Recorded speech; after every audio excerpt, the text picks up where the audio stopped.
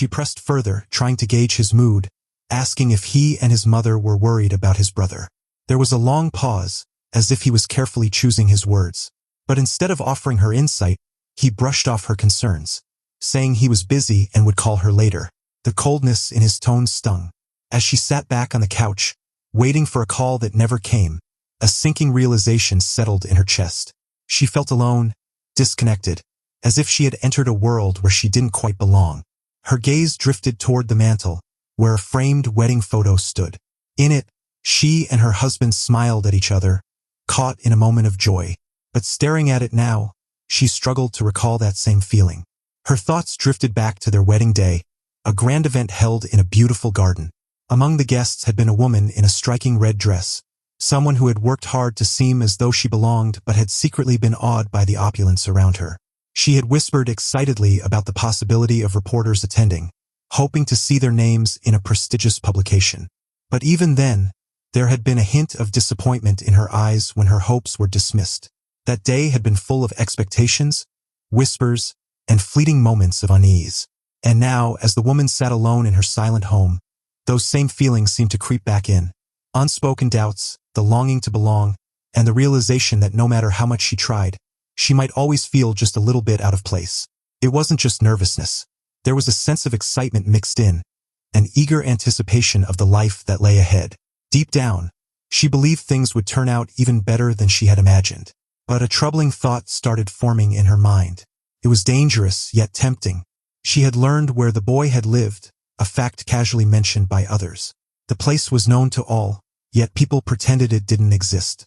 She wrestled with the idea, trying to distract herself with gardening, puzzles, and even reading her grandfather's old book.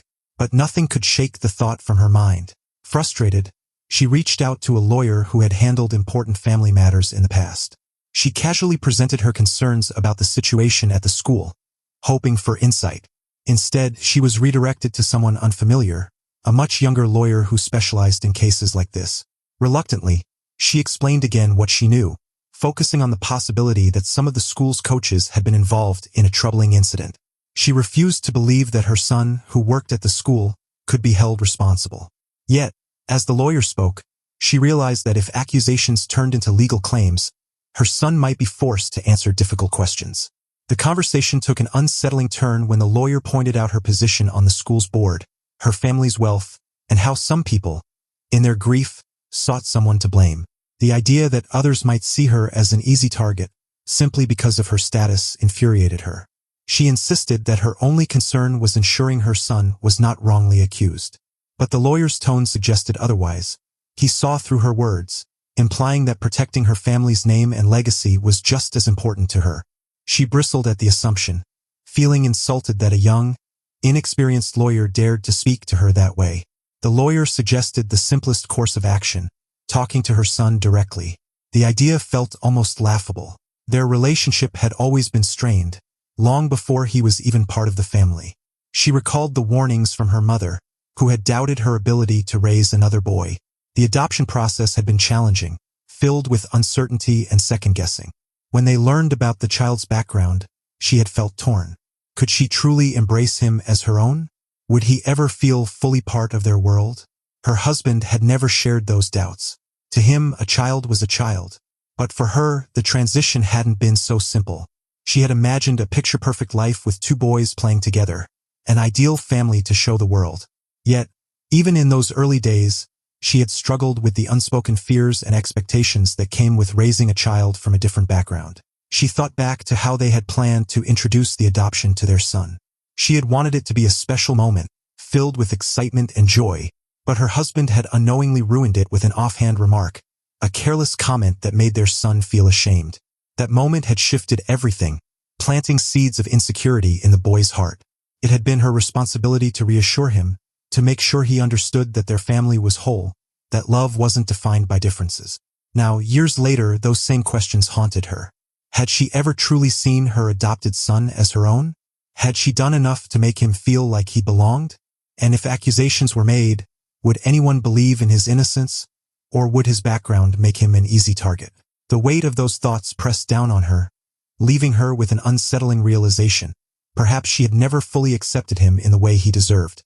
It was a difficult moment, saying goodbye to the lawyer, but she knew she couldn't ask him the questions weighing on her mind.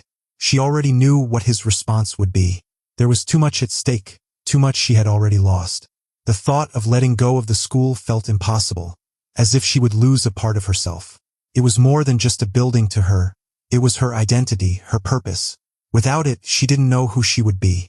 Resigned, she turned to the closet and pulled out the tan trench coat that had once belonged to the man she loved. It had been years since he last wore it, back when they had taken a trip to France with the children.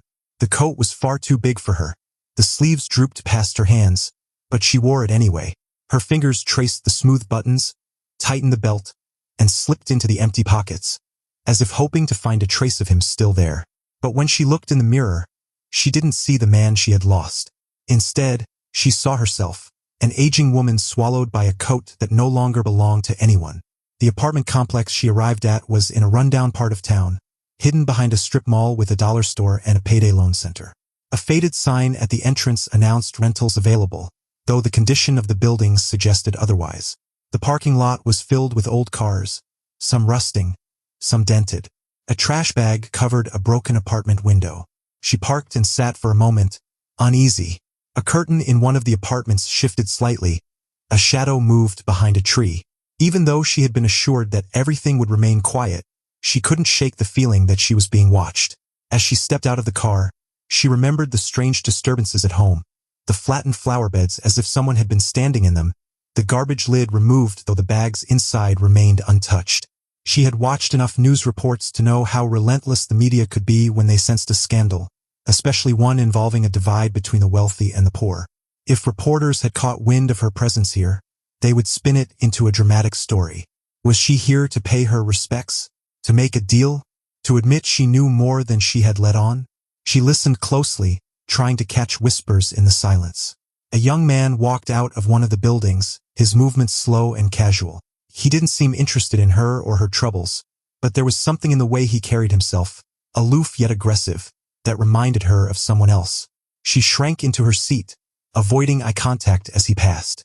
The atmosphere of this place reminded her of the first time she had truly seen Philadelphia, not through the curated outings of her childhood, but as a young woman stepping into the real world.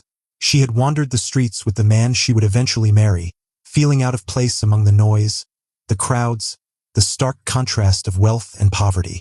She had clung to his hand, feeling sheltered, uncertain. He had only laughed, telling her she needed to experience more of the world. She had first met him on the campus of her college, a lonely freshman sitting on a bench, struggling with the overwhelming changes in her life. He had approached her, a visitor from out of town, asking for a place to eat.